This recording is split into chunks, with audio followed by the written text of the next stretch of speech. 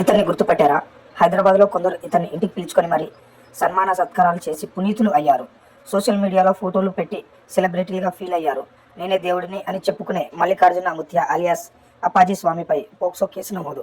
కర్ణాటక రాష్ట్రంలోని యాదగిరి జిల్లాలోని మహల్ రోజా మఠానికి చెందిన మల్లికార్జున ముత్యపై షహాపూర్ తాలూకా గోగి పోలీస్ స్టేషన్లో మహిళా శిశు సంక్షేమ శాఖ అధికారులు కేసు నమోదు చేశారు.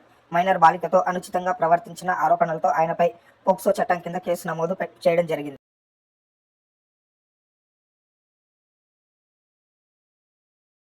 ఒక బాలికతో అనుచితంగా ప్రవర్తిస్తూ తీసిన వీడియోలు ఇన్స్టాగ్రామ్, ఫేస్బుక్ తదితర సామాజిక మాధ్యమాల్లో వైరల్గా మారాయి.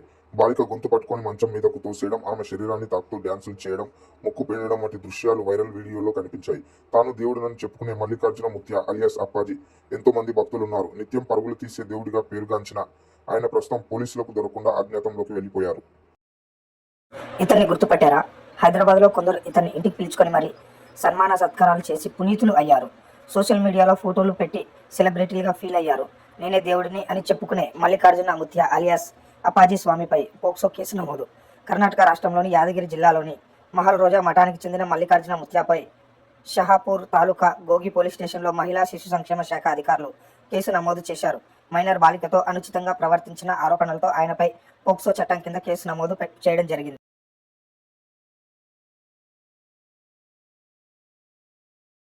ఒక బాలికతో అనుచితంగా ప్రవర్తిస్తూ తీసిన వీడియోలు ఇన్స్టాగ్రామ్, ఫేస్బుక్ తదితర సామాజిక మాధ్యమాల్లో వైరల్గా మారాయి. బాలిక గొంతు పట్టుకొని మంచం మీదకు తోసేయడం, ఆమె శరీరాన్ని తాకుతూ డ్యాన్సులు చేయడం, ముక్కు పిండడం వంటి దృశ్యాలు వైరల్ వీడియోలో కనిపించాయి.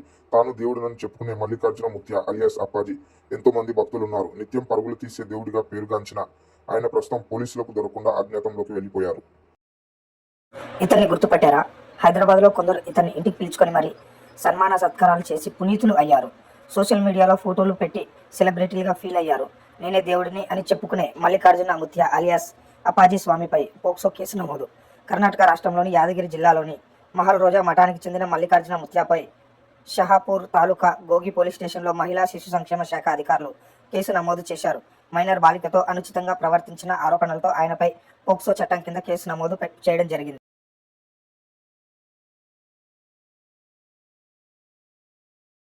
ఒక బాలికతో అనుచితంగా ప్రవర్తిస్తూ తీసిన వీడియోలు ఇన్స్టాగ్రామ్, ఫేస్బుక్ తదితర సామాజిక మాధ్యమాల్లో వైరల్గా మారాయి.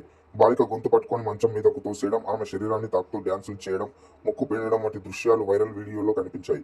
తాను దేవుడినని చెప్పుకునే మల్లికార్జున ముత్య అలియాస్ అప్పాజీ ఎంతో మంది భక్తులున్నారు. నిత్యం పరుగులు తీసే దేవుడిగా పేరుగాంచిన ఆయన ప్రస్తుతం పోలీసులకు దొరకకుండా అజ్ఞాతంలోకి వెళ్లిపోయారు.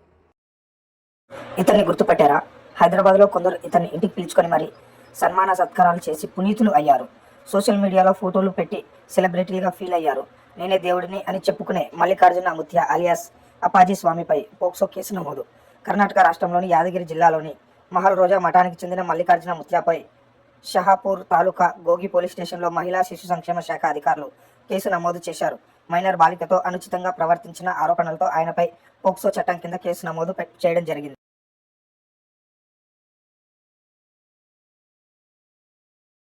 ఒక బాలికతో అనుచితంగా ప్రవర్తిస్తూ తీసిన వీడియోలు ఇన్స్టాగ్రామ్, ఫేస్బుక్ తదితర సామాజిక మాధ్యమాల్లో వైరల్గా మారాయి.